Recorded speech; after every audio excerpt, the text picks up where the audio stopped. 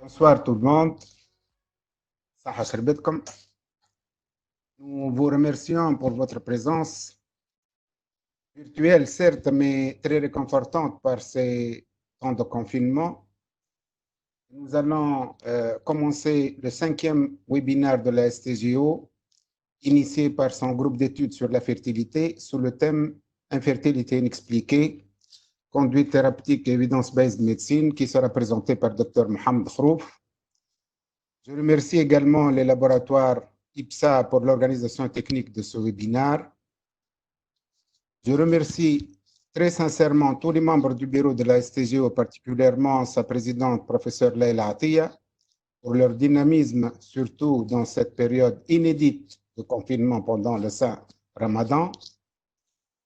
Tout aussi inédit, l'intérêt récent à ce vieux concept d'infertilité inexpliquée, avec la sortie d'au moins 4 publications de recommandations depuis moins d'un an. Pourtant, et depuis toujours, ce sujet est polémique, car comment traiter ce qu'on n'arrive pas à expliquer? Malgré qu'au fil des jours, on a eu des explications en reproduction, mais l'appellation n'a pas été mise à jour. Et comment faire de l'évidence avec de l'empirique? Afin que je puisse introduire une vision culinaire qui nous tient à cœur pendant le Ramadan, la revue Cochrane, avec 114 pages comparant les différents traitements, est une véritable shakshuka. Le docteur Mohamed Khrouf nous concoctait un plat de recommandations digne en qualité des performances gastronomiques de nos femmes et de nos familles. Et profitez là où vous êtes du salé sucré avec modération. À toi, Mohamed. Merci, c'est Habib. Je ne pouvais pas espérer une meilleure présentation du sujet.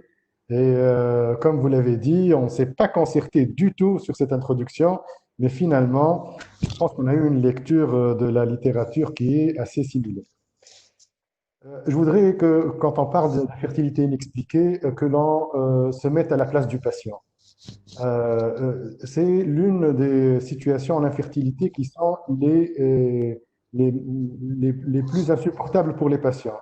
Et ça, ce n'est pas juste une vue de l'esprit, ça c'est véritablement ce que retrouvent les études, en tout cas, qui s'intéressent à la psychologie du patient, parce que voilà une situation, comme ça a été si bien dit, où on confond inexpliqué avec sans cause, où le patient se dit, mais est-ce que je suis chez le bon médecin? Peut-être que si j'avais eu affaire à un autre, on aurait trouvé ce qui ne va pas chez nous.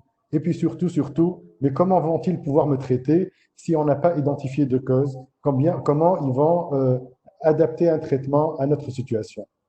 Et du côté médecin, la situation n'est pas meilleure parce que même si le terme a été galvaudé depuis des années maintenant et que maintenant on ne se pose pas tous les jours ce genre de questions, mais dès qu'on réfléchit par exemple à cette situation, on se dit mais est-ce que je suis en train de bien diagnostiquer ou non? Est-ce que finalement elle n'est pas inexpliquée parce que je n'ai pas mis en place tous les tests nécessaires pour expliquer la situation? Est-ce que je ne suis pas en train de sous-diagnostiquer un couple ou parfois même de surdiagnostiquer? Est-ce que je ne suis pas juste en train d'être trop impatient avec mes patients et de ne pas les laisser concevoir naturellement et ne pas laisser la nature faire les choses au lieu de commencer à surtraiter? Donc, vous voyez que la situation, elle est bien complexe.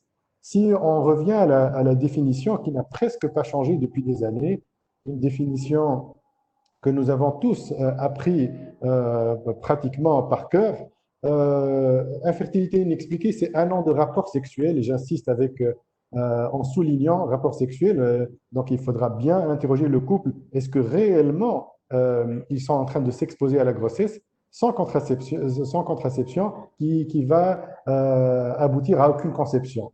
Et on raccourcit ce délai à 6 mois après 35 ans de manière pas très catholique sur le plan mathématique, on va le voir. Avec donc un spermogramme normal, des trompes perméables et une ovulation normale.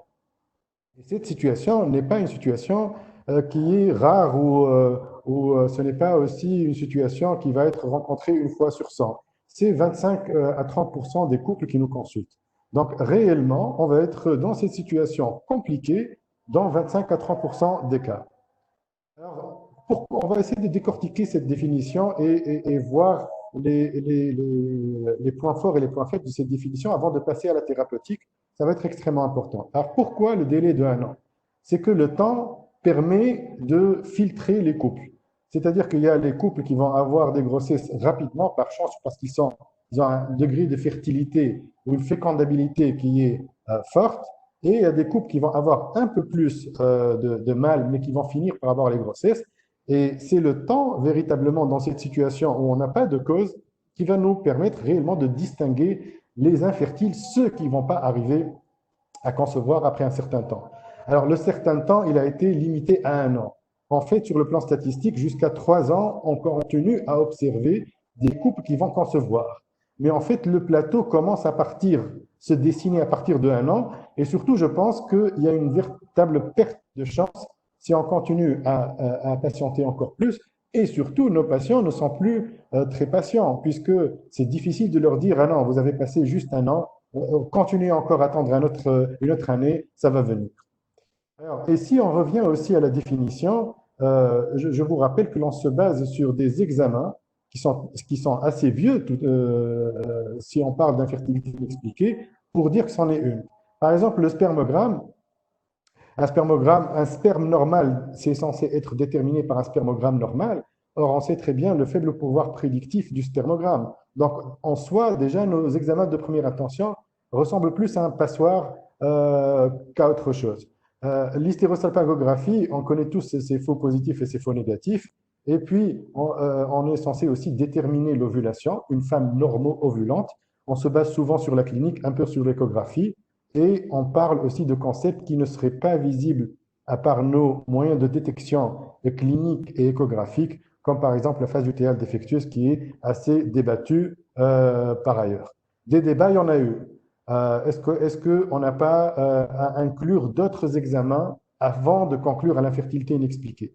Moi, je dirais les vieux débats, parce que c'est des débats qui ont eu lieu dans les années 90, comme l'infertilité cervicale, est-ce qu'elle existe ou non? Est-ce que le test postcoïtal devrait être recommandé? Bon, en tout cas, les sociétés savantes ont tranché pour dire que, étant donné le faible pouvoir prédictif et le fait que le test postcoïtal ne change pas réellement la conduite à tenir, ce n'est plus un test qui doit être proposé au couple. Donc ça, au moins, ça a le mérite d'être clair. Le débat encore plus animé, c'est celui de la célioscopie. Alors la célioscopie, avec sous-entendu, bien entendu, le problème de l'endométriose légère non détecté par l'hystérographie, non détecté généralement par l'interrogatoire, où ceux qui plaident pour la célioscopie vont dire, voilà, vous allez omettre de l'endométriose légère, et donc on devrait aller vers une célioscopie comme ce qu'on faisait dans les années 90-2000, même face à une hystérosalpingographie normale, avant de conclure à l'infertilité inexpliquée. Mais étant donné le caractère invasif de la célioscopie et étant donné que même le traitement d'une endométriose légère n'améliore pas de manière substantielle et de manière significative et réelle la fertilité spontanée, donc les sociétés savantes n'ont pas retenu, telles que la SRM, la célioscopie comme faisant partie du bilan de routine si jamais l'interrogatoire et l'hystérographie ne retrouvent rien. Voyons voir la normo-ovulation. Bien entendu, normo-ovulation veut dire cycle régulier. Alors, on peut s'aider dans des cas où on veut mieux avoir des preuves claires, on peut s'aider de l'échographie, parfois même d'un dosage de progestérone, même si cela n'est pas recommandé. Et on va, bien sûr, maintenant, actuellement, toutes nos patientes avoir un dosage de l'AMH. Alors, dosage de l'AMH avec, bien sûr, des petits écarts quant à l'interprétation. Il faut être clair sur cette situation. Si vous avez une patiente qui a une AMH basse, comme ce qui est sur ce schéma noté en jaune, ou une AMH normale, comme ce qui est noté en point noir, eh bien, la fertilité va être la même. Donc, une patiente jeune qui a des cycles réguliers, même si elle a une AMH qui est basse, ça ne veut pas dire que sa fertilité actuelle, elle est basse. Donc, ce n'est pas une cause d'infertilité. Ce n'est pas le cas, par exemple, des patientes qui vont avoir des irrégularités du cycle avec une insuffisance ovarienne. Là, nous ne sommes plus dans la normo-ovulation. mais cet AMH voudra dire que le temps restant, probablement, il est inférieur et peut-être que ça va impacter notre conduite à tenir. Mais on ne peut pas dire à une patiente qui a une AMH basse et qui a des cycles réguliers, voilà la cause de votre infertilité. Autre casse-tête, c'est l'âge. Tout à l'heure, vous avez vu qu'on faisait raccourcir la période, le délai d'attente à 6 mois si on dépassait les 35 ou les 38 ans pour ne pas faire perdre des chances aux patientes. Mais en fait, sur le plan mathématique, on sait que les patientes âgées vont avoir une fertilité qui est moindre, une fécondabilité inférieure. Donc, si on s'en tient à la mathématique, il leur faut plus de temps. Il faudra leur laisser plus de temps pour procréer. Sauf que la fécondabilité, elle diminue aussi avec le temps. Et donc, on ne peut pas, sur le plan pratique, laisser nos patientes perdre leur chance, aussi bien en conception naturelle que sur une future fécondation in vitro, juste pour respecter des modèles mathématiques.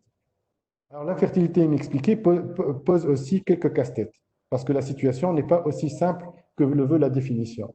Imaginez par exemple une patiente qui a des trompes perméables, le monsieur a un spermogramme qui est normal, c'est une normo-ovulation, mais il y a un fibrome interstitiel par exemple de 5 cm, ou un fibrome sous-séreux de 8 cm, ou bien qu'il y a une cloison utérine, alors qu'actuellement, une dernière étude randomisée a démontré que la cure de cloison n'améliorait pas les résultats en fertilité.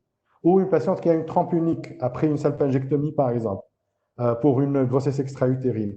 Est-ce qu'on va les classer dans infertilité ou est-ce qu'on va les classer dans inexpliqué? C'est un véritable casse-tête.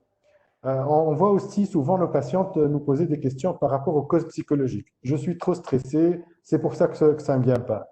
Cependant, l'evidence-based medicine n'arrive pas à démontrer une telle notion. On voit que les patientes qui ont des niveaux de stress différents ont des fertilités qui sont semblables et les patientes qui ont des causes inexpliquées et des causes expliquées, eh bien, elles ont le même profil psychologique. Il n'y a pas plus d'anxieux chez les inexpliquées. La seule différence, par contre, c'est que les patientes qui vont souffrir d'infertilité inexpliquée auront plus de difficultés à s'adapter à leur situation, seront moins combatives et vont moins adhérer au traitement. Donc, pour vous dire que le vécu du patient, réellement dans cette situation, plus que dans d'autres situations d'infertilité, il est vraiment dur parce qu'il pense que, voilà, on n'a pas trouvé la cause et donc on ne peut pas le traiter.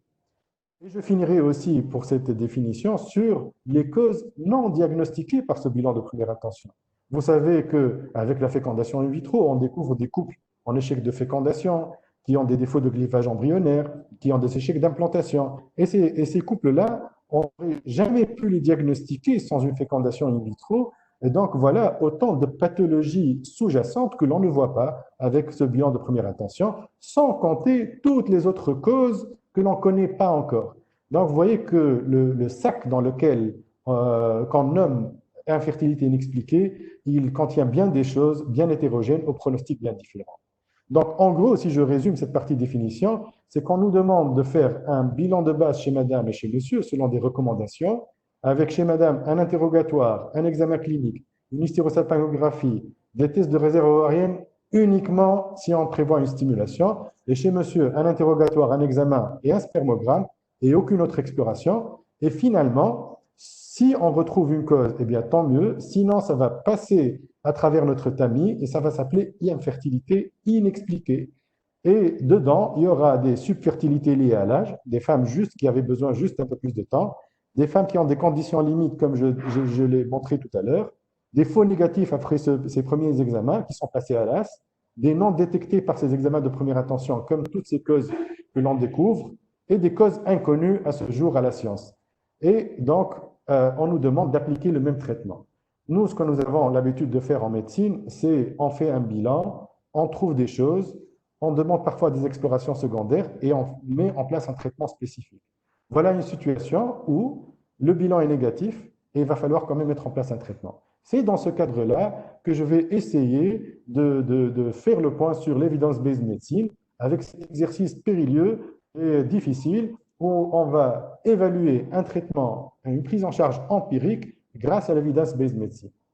Heureusement que dans tout ça, il y a les guidelines qui ont mâché le travail pour nous pour lire la multitude d'études qui existent dans la littérature sur cette question non résolue depuis bien des années, avec des études, vous pouvez l'imaginer, qui incluent des patientes qui sont totalement différentes, qui ont des designs totalement différents et qui évaluent plusieurs traitements qui sont différents. Fixons-nous sur quels critères de succès. C'est un point important pour juger de nos traitements. Le critère en fertilité qui devrait toujours être étudié, c'est le taux de naissance vivante, et dans ce cadre bien particulier, le taux de naissance vivante cumulé.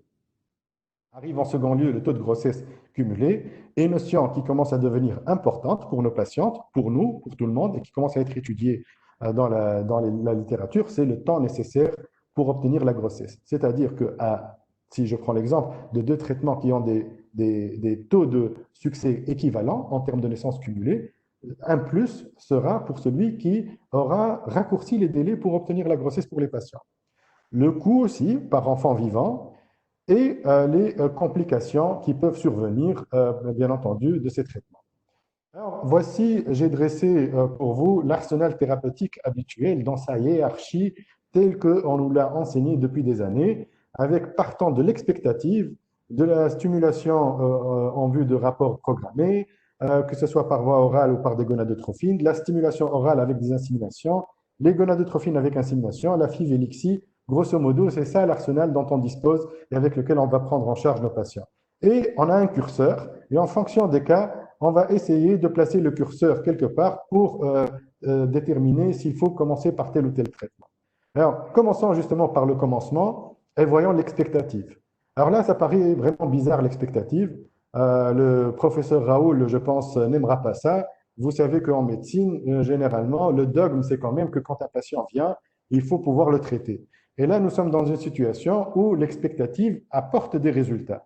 Par exemple, sur ce tableau sur les guidelines canadiennes, on voit qu'une femme qui a une fécondabilité de 10%, c'est-à-dire une fécondabilité quand même assez faible, elle a théoriquement en taux de naissance vivante cumulé, après un an, 72%. C'est quand même important.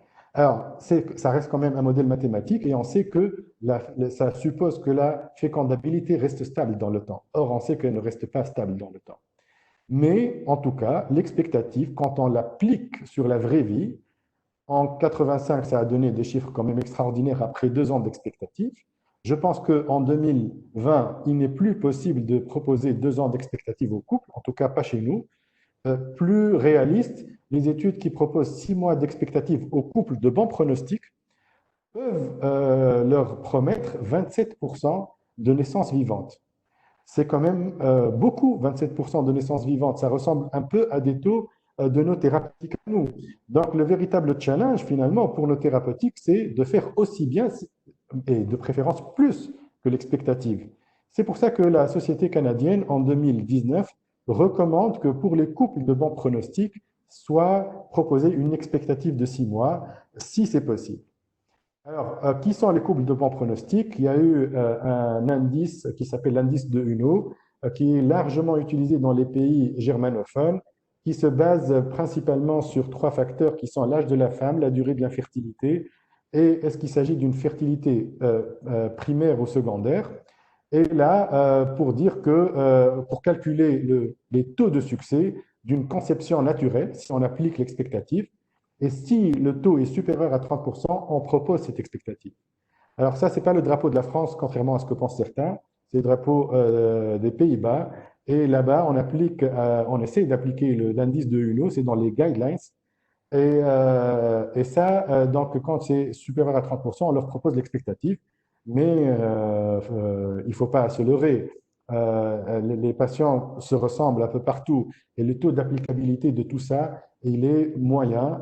Par exemple, 36% des patients qui ont eu cet indice de Huno qui est supérieur à 30% ont quand même été traités par leur médecin à leur demande et presque un tiers des praticiens ne calculent même pas cet indice. C'est pour vous dire que l'expectative est très difficile à appliquer. C'est pour ça qu'on se met à faire des thérapeutiques pour nos patients. Et c'est presque normal aussi. Alors, qu'est-ce qu'on utilise? Donc, je l'ai dit tout à l'heure, on va utiliser des stimulations, que ce soit des stimulations par voie orale ou des stimulations par des gonadotrophines. Le but de tout ça, c'est quoi? Le rationnel, en tout cas, c'est d'augmenter le nombre de follicules. Et donc, d'augmenter les chances c'est plus de l'optimisation qu'un traitement étiologique. Un des buts qui a été cité, c'est de dépasser une dysovulation sous-jacente, mais là, on n'est plus dans le cadre de l'inexpliqué. Et puis, il y a ce qu'on va appliquer à la fin de ces stimulations. Ce sera soit des rapports programmés, comme nous l'avons fait pendant des années, ou bien une insémination.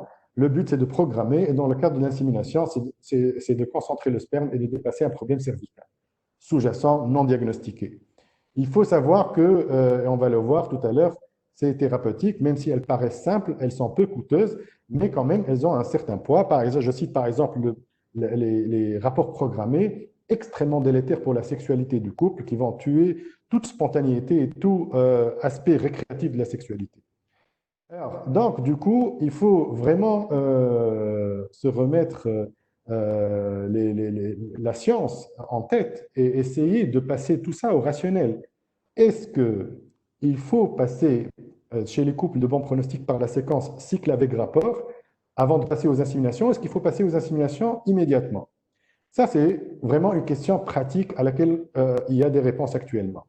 Alors, si on voit les premières études qui ont comparé le citrate de clomifène versus placebo, donc carrément une expectative, sans insémination, c'est-à-dire en rapport sexuel programmé, les premières études de 1989, je veux dire, les résultats étaient sans appel, 19% de grossesse dans le groupe citrate de clomifène versus 0% pour l'expectative.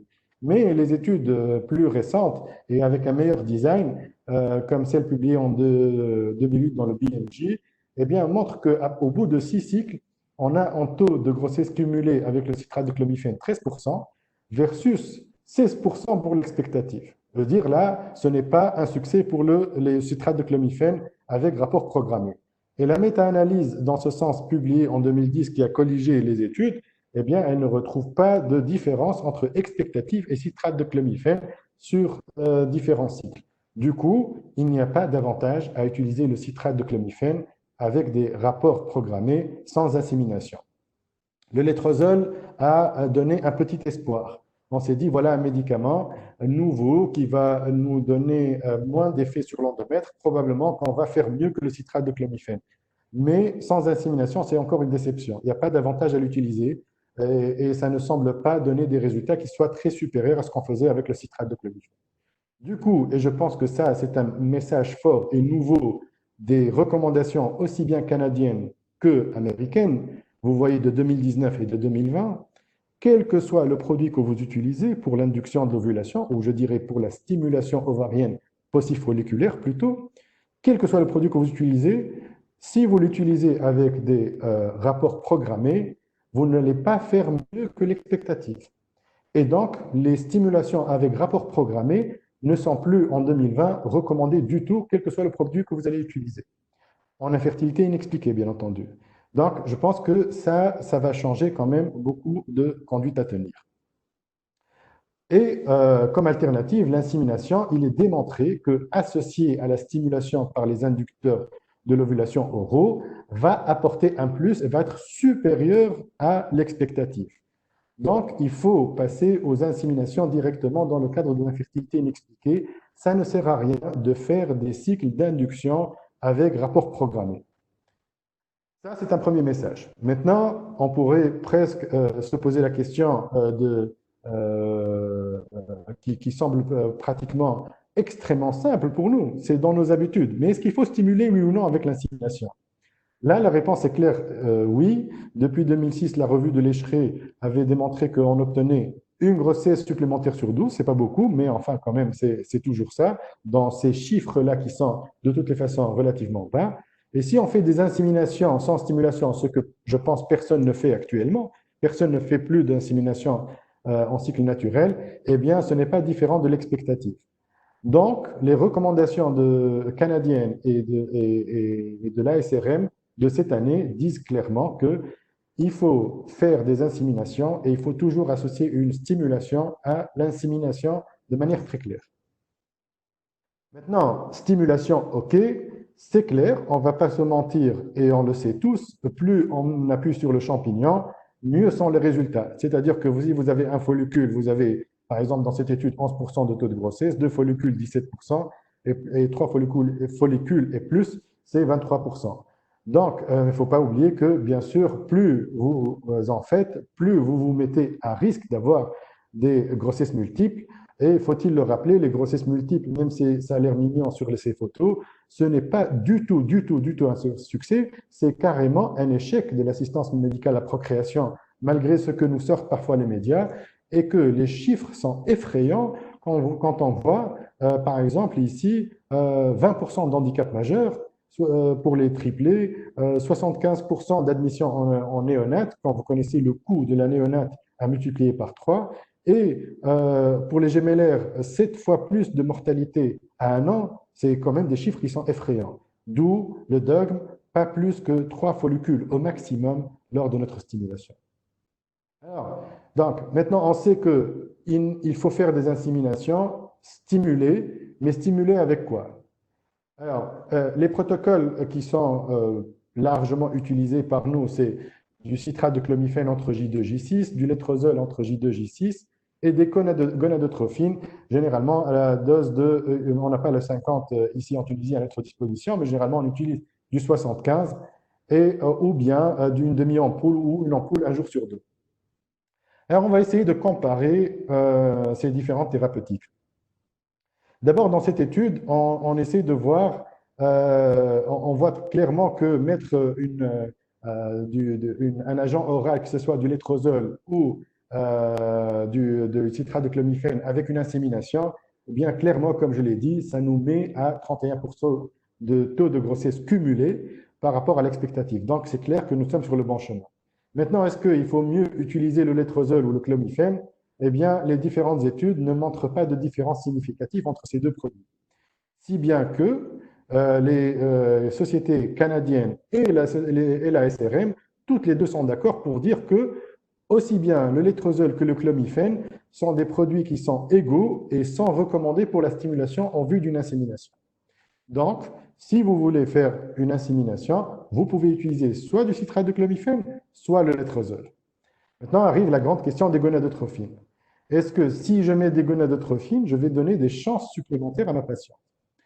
Alors, sur une première étude, pas vraiment. Ici, vous voyez 18 contre 11%. Une deuxième étude, 31 à 30%. Et une troisième étude, il y a une différence significative. Oui, c'est vrai, parce que dans cette étude, les doses sont plus élevées. Ce qui fait qu'on a un taux de grossesse qui est plus important, mais avec 10 triplés, ici quand même, et 24 grossesses gémellaires dans ce bras-là, ce qui fait dire aux deux sociétés savantes, attention. D'abord, aussi bien les sociétés canadiennes qu'américaines, en tout cas la SRM surtout, dans ses recommandations, a fait la différence entre les études qui utilisent moins que 150 unités, que nous faisons nous généralement dans notre pratique, et ceux qui utilisent 150 unités et plus pour une insémination, ce que je pense nous ne faisons pas de manière courante. Et là, si on prend les études qui utilisent moins que 150 unités, on a des taux de grossesse qui sont similaires à l'expectative et des taux de grossesse multiples qui sont les mêmes que pour les inducteurs oraux. Donc, les recommandations américaines ne recommandent pas d'utiliser actuellement les gonadotrophines en vue d'une insémination. Et ça, je pense que c'est nouveau.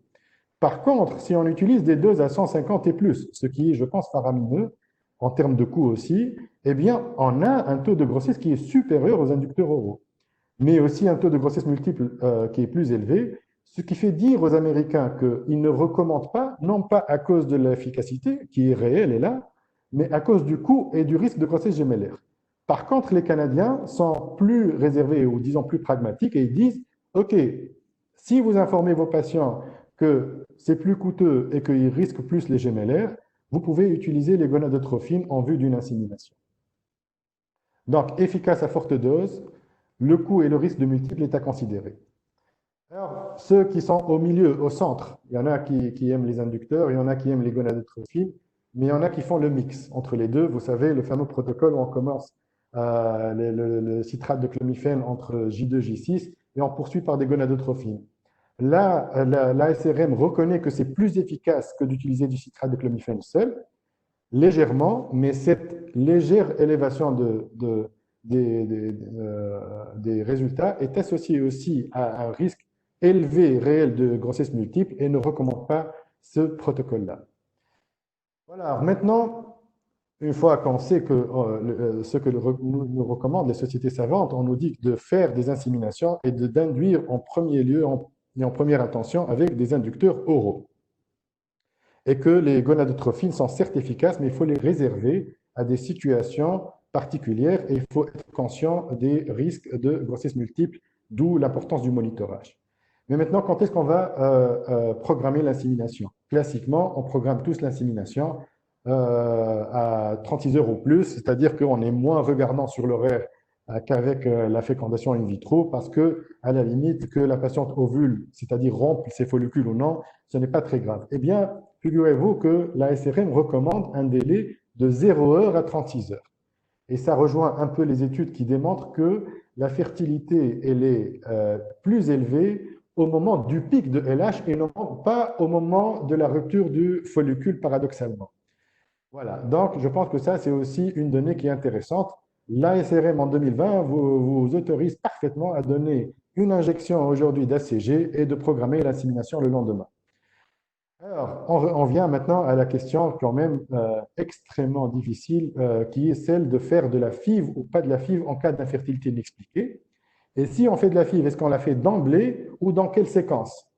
Alors, beaucoup d'études extrêmement intéressantes. D'abord, commençons par la première question. Pourquoi ne pas faire de la FIV à tout le monde? On prend toutes les patientes en infertilité inexpliquée, quels que soient, les bons pronostics, les mauvais pronostics, et on leur fait faire une FIV. Et là, si on commence à faire ça, on ne montre pas davantage par rapport au taux de naissance vivante cumulé avec des inducteurs tels que les gonadotrophines associés à des inséminations. C'est vrai qu'ici, la majorité des études ont utilisé des gonadotrophines pour réaliser l'insémination. Donc, pas d'avantage. Si on se met à faire ça à tout le monde, il n'y a pas d'avantage. La Cochrane, en 2012, a montré qu'il n'y avait pas d'intérêt à réaliser la FIV de première intention chez des patientes dites naïves. Naïves, c'est-à-dire qui n'ont pas eu de traitement auparavant, de première intention. Alors, donc, du coup, ça nous amène à la notion de bon pronostic, mauvais pronostic. Il nous faut des outils pour distinguer les patientes de mauvais pronostic de fertilité naturelle, qu'on va passer directement en fécondation in vitro, des patients de bon pronostic à qui on va proposer les thérapeutiques hors fécondation in vitro. On l'a vu tout à l'heure, il y a l'indice de Huneau qui avait distingué l'âge, la durée d'infertilité et les antécédents de procréation. Alors pour la durée de l'infertilité, ça tombe sous le sens parce que si un couple a une sexualité normale et est en train d'essayer d'avoir des rapports pendant 2 ans ou 3 ans, vous savez que les taux de succès des rapports sexuels naturels ne diffèrent pas beaucoup sur le plan du principe d'une insémination et on peut penser qu'il ne sera pas utile de rajouter encore une tentative rien qu'en faisant une insémination. Et puis celles qui ont déjà procréé naturellement, eh bien, elles démontrent qu'elles ont pu et elles peuvent procréer naturellement. Alors, donc, si on applique ça maintenant aux études, on voit que si on sélectionne un groupe de patientes ayant une infertilité inexpliquée qui sont âgées de plus que 38 ans, clairement, la fécondation in vitro est responsable de 85% des grossesses et que 2 cycles de FIV, on obtient 49% de grossesses dans ce groupe qui est, somme toute, défavorable à la FIV à la base. Mais clairement, la FIV est supérieure et sur la base de cette étude principalement, la SRM dit que pour les patientes âgées de 38 ans et plus, il faut plutôt proposer une fécondation in vitro à ces patientes-là pour gagner du temps et pour leur donner les meilleures chances. Maintenant, les guidelines ni canadiennes ni américaines ne parlent de la durée de l'infertilité inexpliquée, pourtant retrouvée dans des études, dans l'indice de Huneau, dans plusieurs études, mais probablement faute d'études qui se sont intéressées à ce spécifique, il y a eu uniquement des analyses post-hoc, c'est-à-dire il y a eu des études qui ont été faites, puis des analyses en sous-groupe qui ont démontré que ce facteur pouvait être un facteur prédictif. Et puis, quid, et ça, je pense que c'est la grande faiblesse des études, de la faible réserve ovarienne.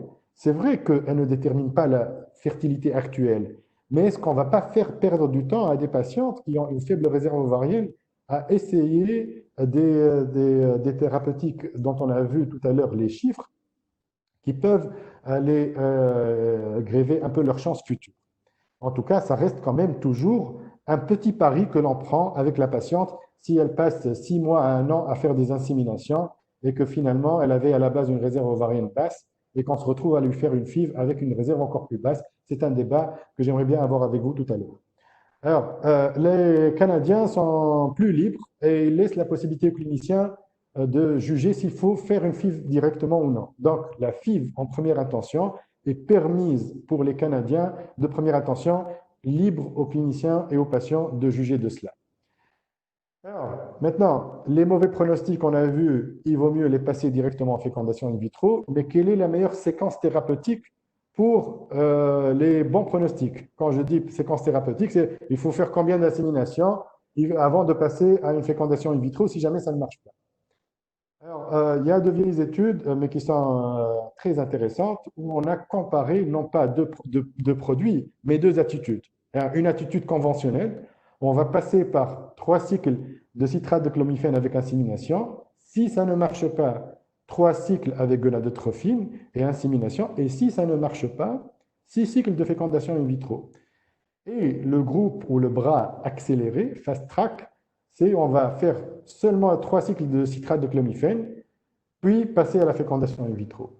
Et là, on démontre qu'il y a plus de grossesse dans le groupe accéléré, que le temps est plus court pour obtenir une grossesse dans le groupe accéléré, et surtout, un fait quand même intéressant, c'est que le coût par naissance vivante, il est de 9 800 $ de moins dans le groupe accéléré. Donc, sur la foi de ça, les sociétés savantes recommandent la séquence suivante pour les patientes qui sont de bons pronostics inférieurs à 38 ans. Si possible, une expectative de 6 mois, si c'est accepté. Sinon, passer à 3 à 4 cycles avec un inducteur oral, avec suivi d'une insémination. Et si échec, fécondation in vitro. Donc, vous voyez que on a raccourci le temps que passaient les couples à se faire prendre en charge pour cette infertilité inexpliquée. Alors, je passe sur les recommandations anglaises de 2013 qui sont toujours très polémiques, mais il y a beaucoup d'articles pour critiquer ces recommandations qui disent c'est 2 ans d'expectative et si ça ne marche pas, passez en fécondation in vitro direct. Et là, on chante complètement les inséminations. Et je pense que vendre 2 ans d'expectative à nos patients, je pense que ce n'est juste pas possible. Alors, autre débat quand même intéressant, c'est faut-il faire de l'ICSI ou faut-il faire de la FIV? Quel est le rationnel de ça? Ce n'est pas juste des études comme ça pour chercher des corrélations statistiques. C'est si on se dit que l'infertilité inexpliquée, potentiellement derrière, peut y avoir des causes biologiques comme des échecs de fécondation, eh bien, il vaut mieux d'emblée aller vers une ICSI.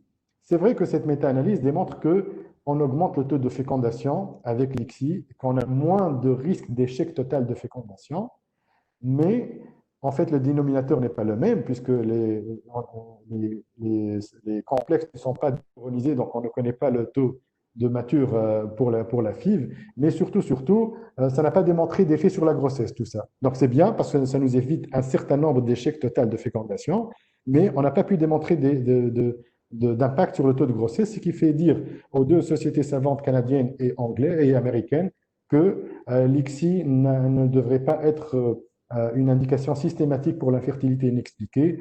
Cependant, selon les Américains, ils citent même quand même que l'ICSI a été associé à un taux plus élevé de fécondation et à un moindre risque d'échec total de fécondation. Donc voilà, donc en gros, la séquence, elle est plus courte que ce que j'avais dessiné au départ. Et c'est cette séquence qui est d'actualité actuellement en 2020. Mais il faut connaître aussi l'autre face de nos thérapeutiques. C'est qu'il y a le vécu des patients, il y a les effets secondaires, il y a les grossesses multiples, les coûts, les hyperstimulations, heureusement, qui sont devenues plus rares avec les protocoles antagonistes. Et ça, il faut en tenir compte. Et donc, au-delà des guidelines et des références, on a des couples face à nous qui peuvent avoir d'autres priorités à nous dire et il faudra être attentif à tout cela. Par exemple, le temps nécessaire pour obtenir la grossesse. OK, merci pour votre séquence de 3 à 4 inséminations, mais est-ce que c'est aussi efficace? OK, oui, on va leur dire c'est aussi efficace, mais est-ce que c'est aussi rapide? Et on a cette question en consultation. Il faut leur dire ça, surtout que nous avons des contextes parfois sur le plan social un peu difficiles. que nous avons aussi parfois des patients étrangers, ils ne peuvent pas venir pour faire 3 à 4 inséminations, et donc il faut tenir compte de tout cela.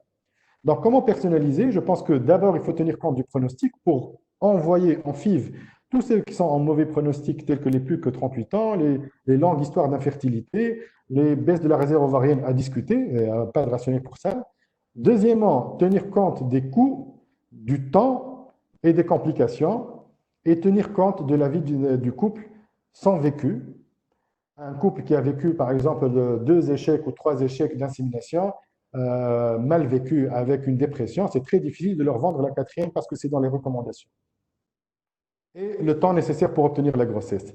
Si bien que, après une phase d'écoute, d'analyse, d'explication, il va falloir, pour, je dirais, faire adhérer ce couple à un traitement empirique pour une infertilité inexpliquée, il faudra convenir d'un plan thérapeutique avec lui et non pas juste de l'étape à suivre qui va suivre dans le mois prochain. Il faut leur dire qu'est-ce que sera notre plan thérapeutique à moyen terme et être d'accord ensemble.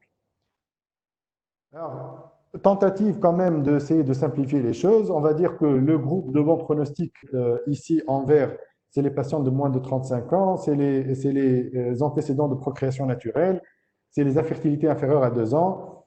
On peut leur proposer l'expectative si c'est accepté, sinon c'est 3 à 4 cycles d'insémination et éventuellement une fécondation in vitro qui va suivre si ça ne marche pas. Quand ça vire un peu à l'orange pour les couples de 35-38 ans, si l'infertilité est entre 2 à 3 ans, on peut bien sûr chanter complètement l'expectative et passer à la séquence qui a été recommandée. Maintenant, si nous avons des patientes de plus de 38 ans ou des infertilités de plus de 3 ans ou une baisse de la réserve ovarienne, je pense qu'il est plus logique et plus licite de passer directement en fécondation in vitro. Ce que nous disent les recommandations, c'est plus de cycles stimulés avec rapport programmé, ça ne sert à rien. Ça fait autant que l'expectative. Il vaut mieux passer à des inséminations avec des stimulations. Voilà, moi j'ai presque fini, mais j'ai envie de vous dire que c'est une entité exceptionnellement hétérogène en médecine. Il n'y en a pas beaucoup comme ça en médecine, avec une prise en charge totalement empirique jusqu'en 2020, ce qui rend l'evidence-based medicine difficile à analyser, avec des questions non résolues. Et je pense qu'on attend plus quand même de la science pour combler le gap qui existe entre des techniques aussi simples et peu efficaces comme les stimulations avec insémination que des techniques aussi complexes que la fécondation in vitro. Il devrait y avoir quand même quelque chose d'intermédiaire entre les deux. La clé, c'est de faire du sur-mesure, une stratégie personnalisée, évaluer les chances des couples. Chaque couple est différent. Convenir ensemble avec le couple d'un plan thérapeutique qui va tenir compte des résultats, de l'efficacité, du coût, du temps nécessaire pour obtenir la grossesse, de l'expérience du couple. Et on va proposer expectatives, si possible, ou des inséminations après stimulation pour les couples de bon pronostic. Et on va envoyer directement en fécondation in vitro les plus que 38 ans et tous les cas défavorables pour des résultats plus efficaces et plus rapides. Et je vous remercie.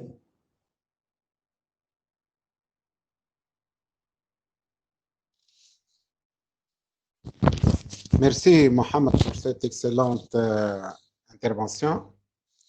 J'ai très longuement étudié les recommandations américaines, canadiennes. Il y a une autre revue américaine aussi. Il faut dire que les Anglais et les Britanniques sont actuellement hors sujet. Il est inadmissible de faire des recommandations datant de 7 ans, de les prendre en considération. À la limite, les anglo-saxons, le Covid l'a montré et tu as si bien fait que tu as fait du tunisien, tu as fait mieux que les États-Unis, mieux que la Grande-Bretagne et je dirais même mieux que la France ou l'Espagne ou l'Italie. Tu as fait, à mon sens, une revue très exhaustive de ces recommandations, une très bonne mise à jour de ces recommandations.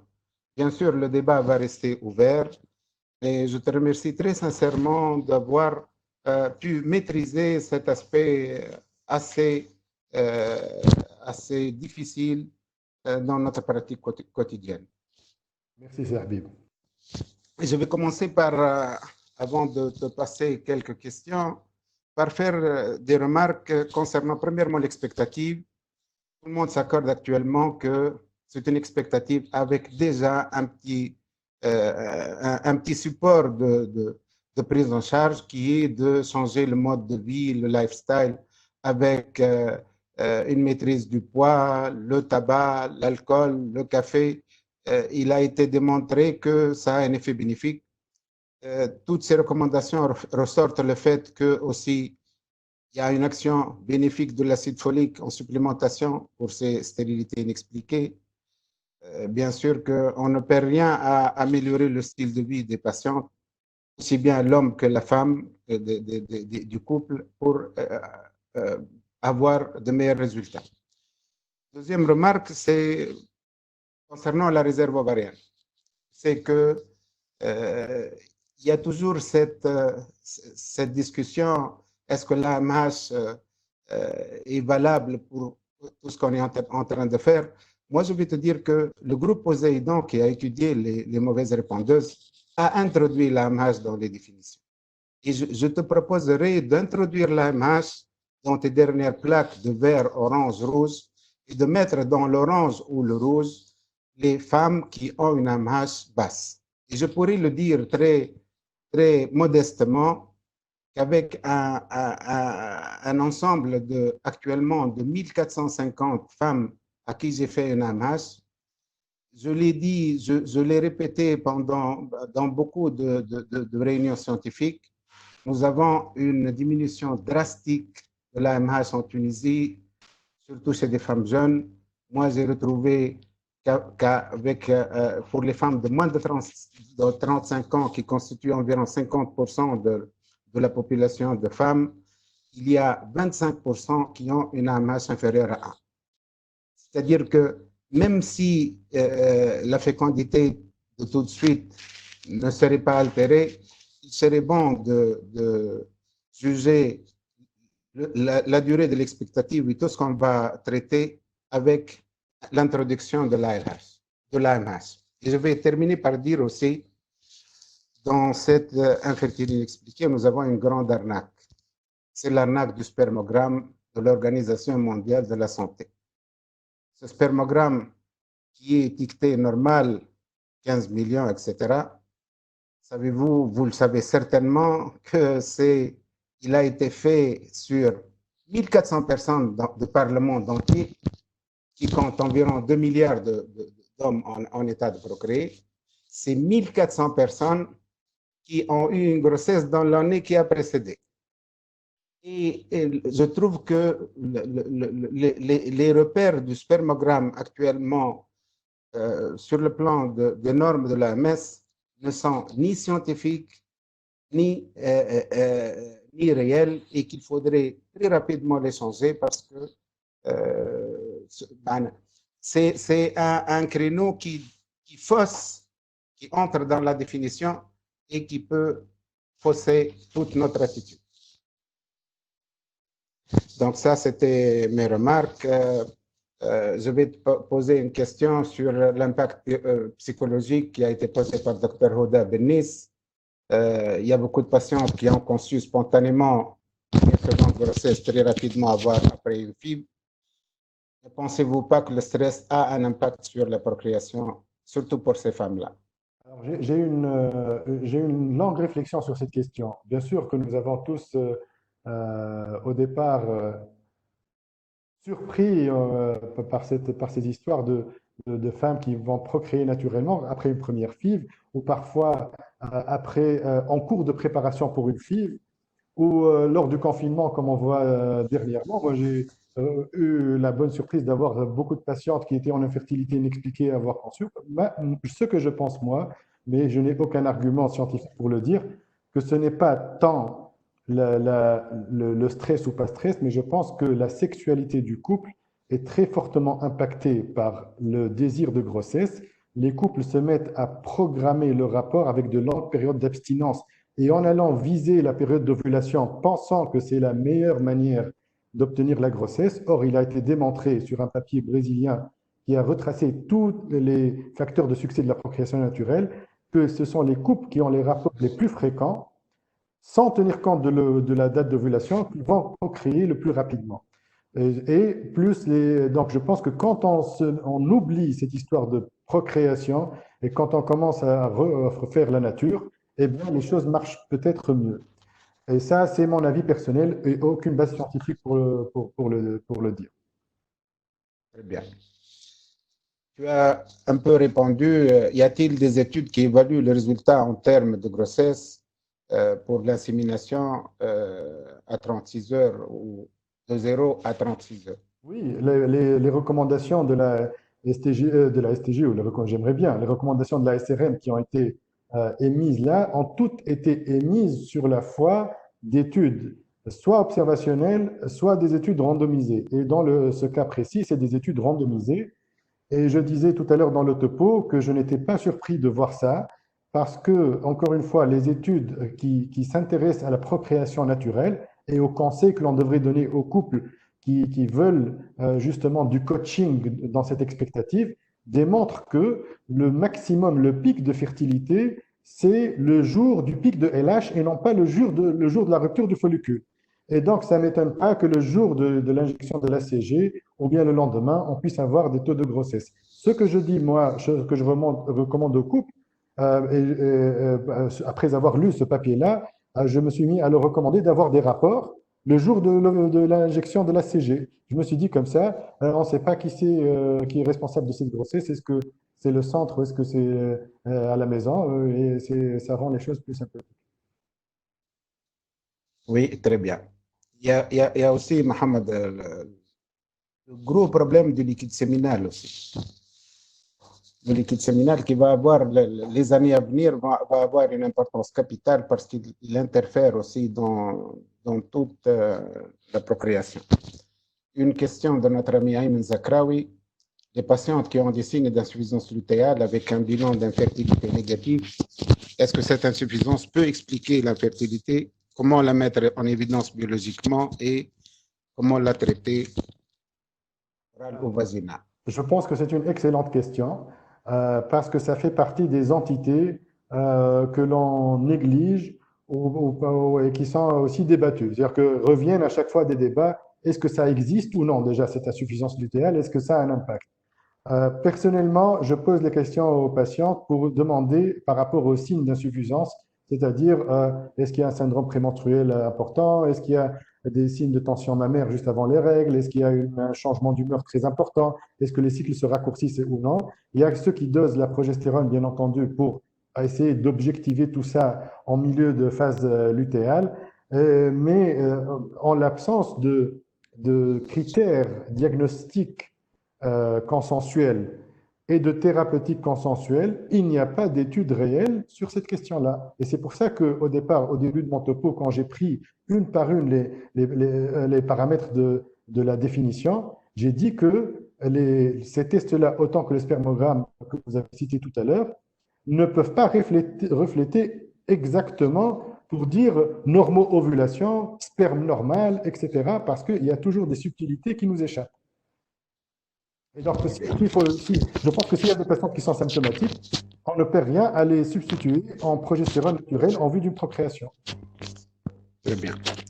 Question de Dr Sahbi Qbaili. On salue. On salue, oui. À mon avis, expectative, oui, FIV en cas de bas pronostic ou FIV d'emblée. Comment expliquer, d'après lui, c'était une remarque, mais sa question, c'est comment peut-on expliquer l'augmentation des taux de réussite des inséminations en cas d'infertilité? Alors, il n'y a pas d'augmentation des taux de succès de l'insémination par rapport aux autres indications en cas d'infertilité inexpliquée, mais le comparatif a été fait entre insémination et expectative. Et l'insémination démontre un taux de succès supérieur à l'expectative. Deuxièmement, Oui. les taux que vous avez vus de 30%, ce ne sont pas des taux par tentative, ce sont des taux cumulés. Cumulés, oui. 3 à 4 cycles d'insémination, on a 30% de couples qui vont avoir une grossesse. Très bien.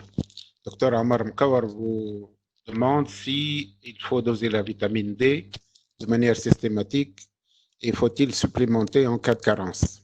Alors ça nous ramène au premier webinaire du groupe PMA de la STGO et je pense que Dr Chekib Mouel et Khadija ont répondu à la question, mais c'est vrai que la majorité des études se sont intéressées à cette question en vue d'une fécondation in vitro. Et il n'y a pas beaucoup d'études qui se sont intéressées à ça en vue d'une procréation naturelle.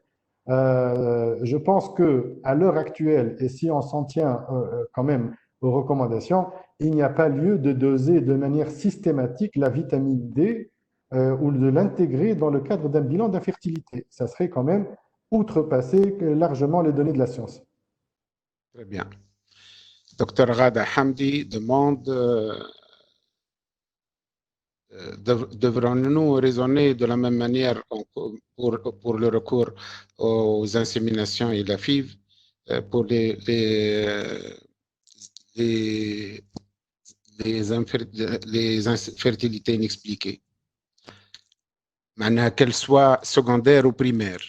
Ah non, tout à l'heure, quand on a cité les trois critères de pronostic pour les infertilités inexpliquées, pour distinguer bons pronostics des mauvais pronostics, on a dit d'abord donc l'âge, deuxièmement la durée de l'infertilité, et troisièmement, est-ce qu'il y a eu conception ou non? Je pense que il ne faut pas raisonner de la même manière. S'il y a eu conception naturelle sur un premier, c'est que la voie de la grossesse naturelle est là. Maintenant, des changements peuvent avoir eu lieu. J'attire l'attention, par exemple, sur celles qui ont accouché par césarienne, qui deviennent pratiquement la majorité actuellement.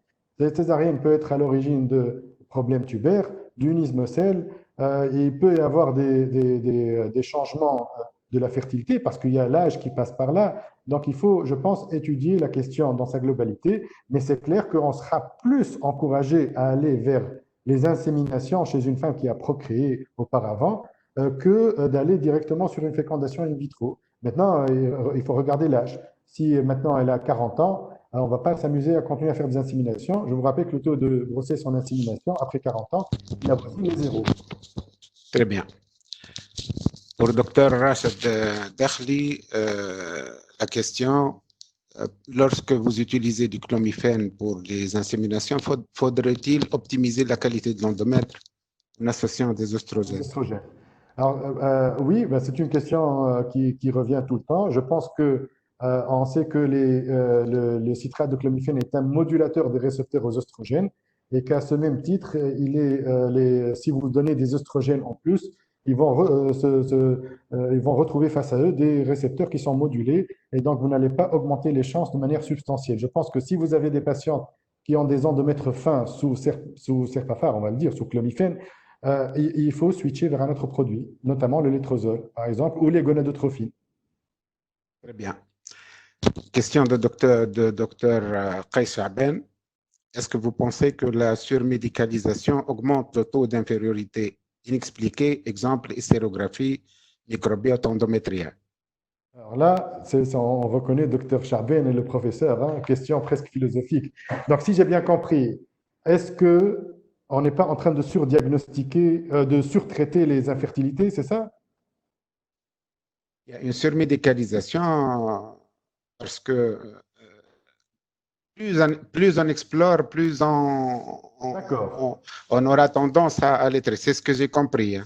Oui, mais en même temps, vous savez très bien, je pense que je n'ai pas d'études sur la main, mais vous savez très bien qu'il y a beaucoup de femmes aussi qui tombent enceintes dans les suites d'une hystérosalpingographie. Donc, les deux sont là. Mais pour répondre à ta question, Qais, bien sûr que les papiers qui traitent de la politique de santé à adopter pour la fertilité inexpliquée parlent des deux dérives, le sous-diagnostic et la surmédicalisation. La surmédicalisation, elle est là, puisqu'on voit que les couples arrivent non pas après un an, ils arrivent après 6 mois. Donc forcément, si on avait été tous sur le même, on se passe le mot pour respecter l'expectative jusqu'à un an, on verrait des femmes tomber enceintes naturellement. Le problème, c'est que vous savez ce qui se passe, c'est que vous ne faites pas l'exploration, le voisin d'en face va faire cette exploration, et ainsi de suite. Et c'est une tendance générale vers laquelle nous allons et presque on n'y peut rien. Et j'espère que des guidelines et des recommandations nationales tunisiennes pourraient quand même mettre de l'ordre dans ça. Très bien. Question de Dr Hanan Loumi. Quelle est la place de l'exploration spermiologique avancée dans la prise en charge de cette infertilité inexpliquée? Ah, mes salutations à Madame Hanan Loumi. Et pour lui dire que les recommandations de la société américaine pour l'exploration de l'homme infertile, dans sa dernière version, ne retient pas de première intention les explorations de seconde intention. On parle ici de fragmentation de l'ADN spermatique, de décondensation et de stress oxydatif.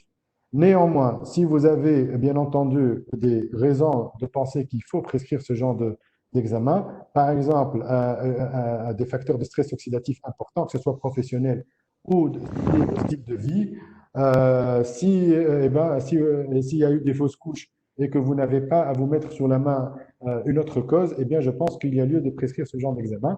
Mais pour la définition de la fertilité inexpliquée, on ne peut pas dire qu'on va prescrire ces examens pour aller trouver une cause d'infertilité. Très bien. Quelle est la place, Mohamed, des antioxydants dans cette infertilité inexpliquée? Eh bien, clairement, dans les recommandations, il n'y a pas de place. Très bien. Quel est le cutoff d'AMH qui nous pousserait à aller directement vers une FIV plutôt qu'une insémination? Alors ça, Est-ce qu'il y a un cutoff? c'est une question, je pense, à $1 million. Alors, il n'y a pas d'études sur cette question-là. Parce que, je l'ai dit, on n'a pas de recommandations et on reste sur notre fin sur ces recommandations canadiennes et américaines par le fait qu'on ne parle pas et on ne dise pas un mot de la De réserve. l'AMH. Voilà. Moi, Il je l'ai. il parle de réserve, mais il n'y a aucune Mention d'AMH, mention d'AMH.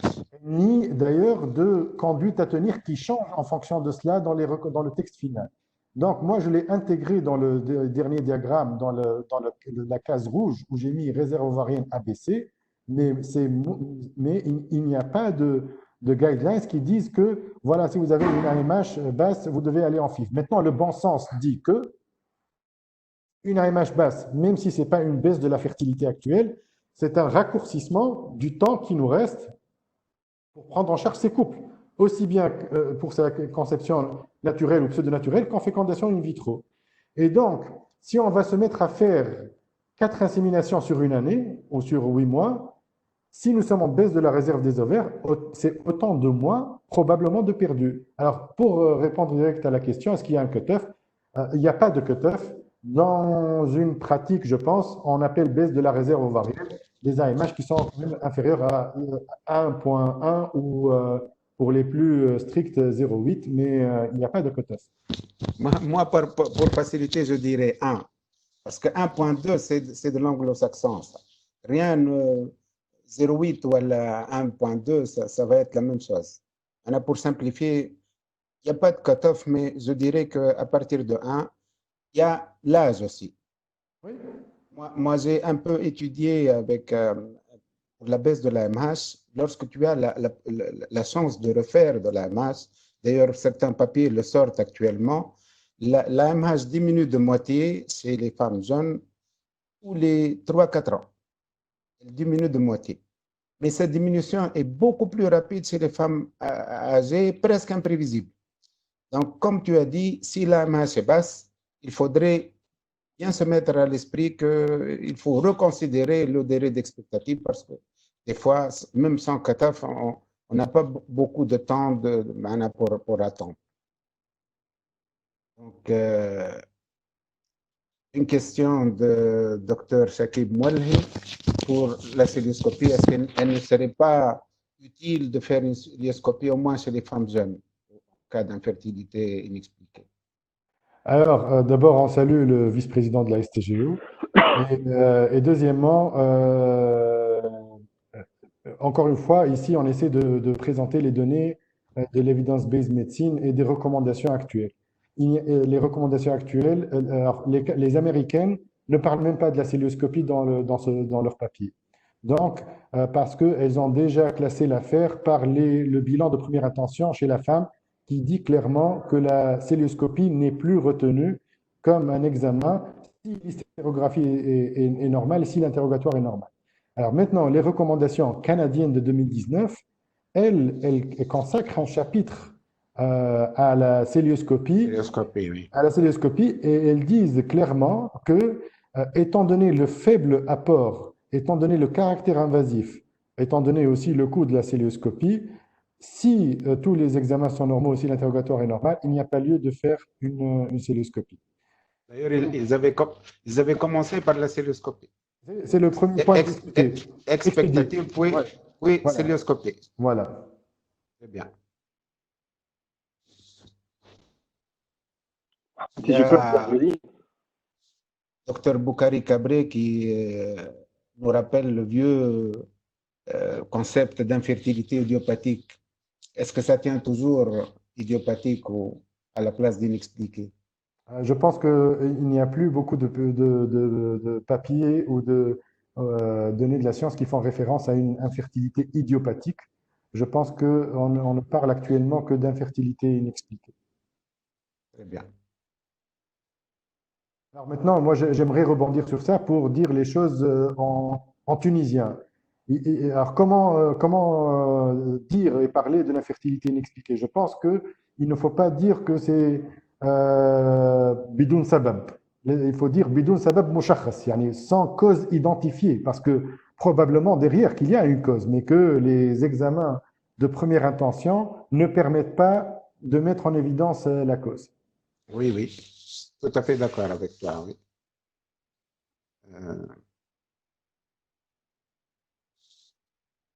On a d'autres Les, questions? les Dr. questions Idriss, est-ce que vous seraient. m'entendez?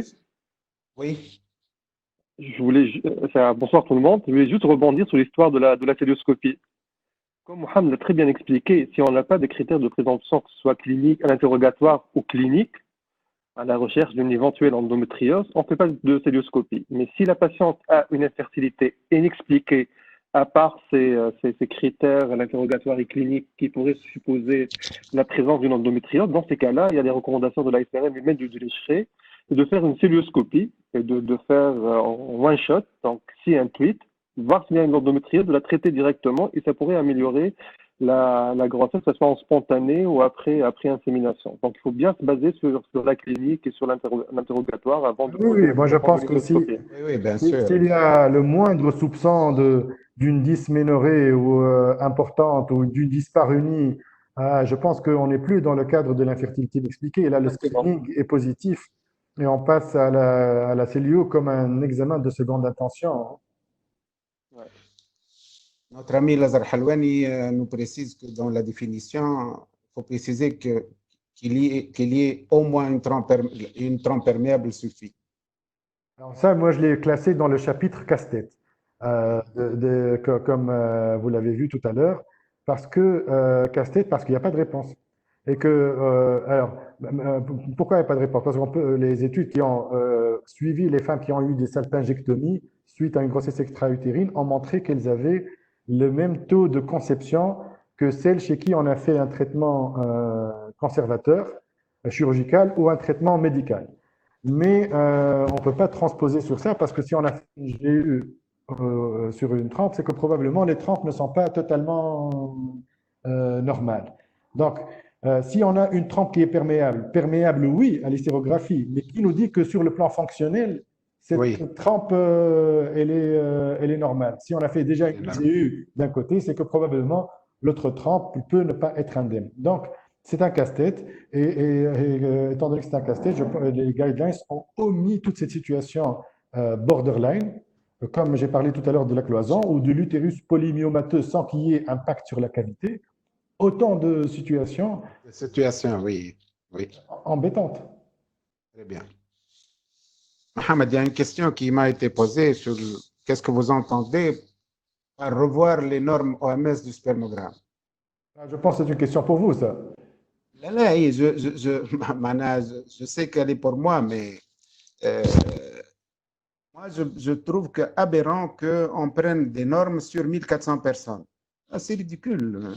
Il faut un grand échantillon.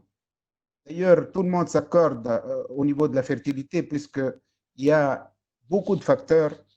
Plus l'échantillon est important, plus les données sont probantes. On a pris 1400 personnes de différents pays, c'est presque toujours les mêmes. Par exemple, il n'y a aucun pays d'Afrique du Nord. Et on n'est pas sûr qu'ils sont des papas, en plus. Là, ils sont là, c'est des papas parce que, pour l'affiliation, je ne sais pas, mais c'est des hommes qui ont procréé l'année précédente. Il faudrait faire l'inverse. Il faudrait suivre des gens qui vont avoir une grossesse, une cohorte qui va avoir une grossesse, et pas qui a eu une grossesse dans l'année.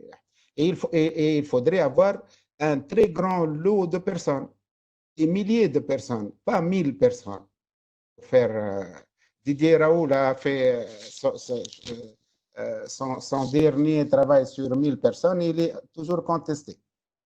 Donc, c'est ça, parce que tout le monde parle du spermogramme Nord-Mohamed 2010, Nord-Mohamed, mais moi je trouve que c'est complètement aberrant. Donc,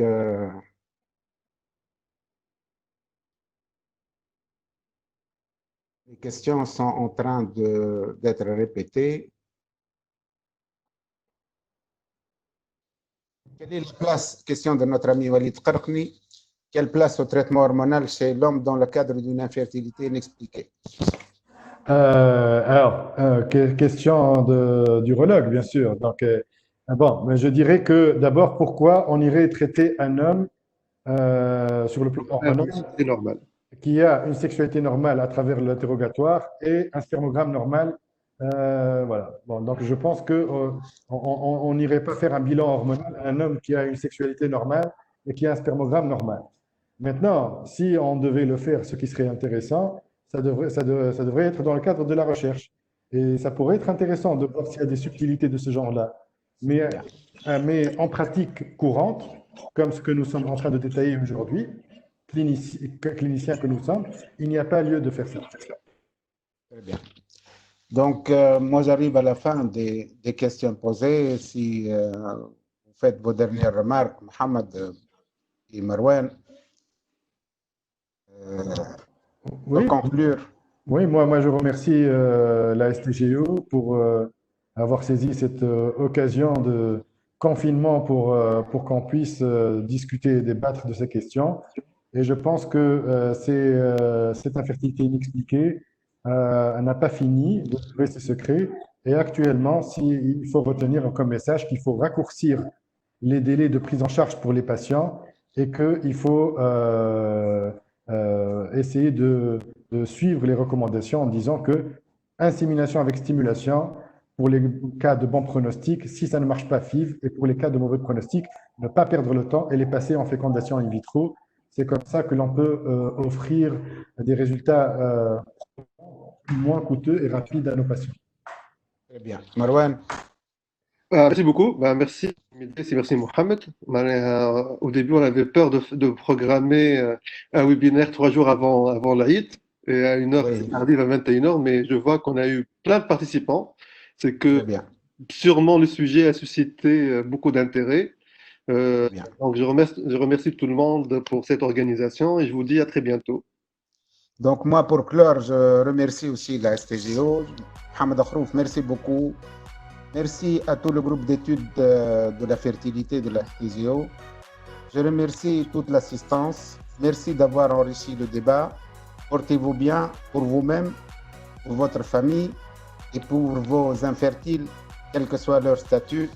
Et Aïd Mabrouk d'avance. Bonne soirée. Il nous reste à faire la prière, donc on va s'activer pour continuer la soirée. Beaucoup, à très bientôt. Merci. Aïd Mabrouk, au revoir. Aïd Mabrouk et bonsoir.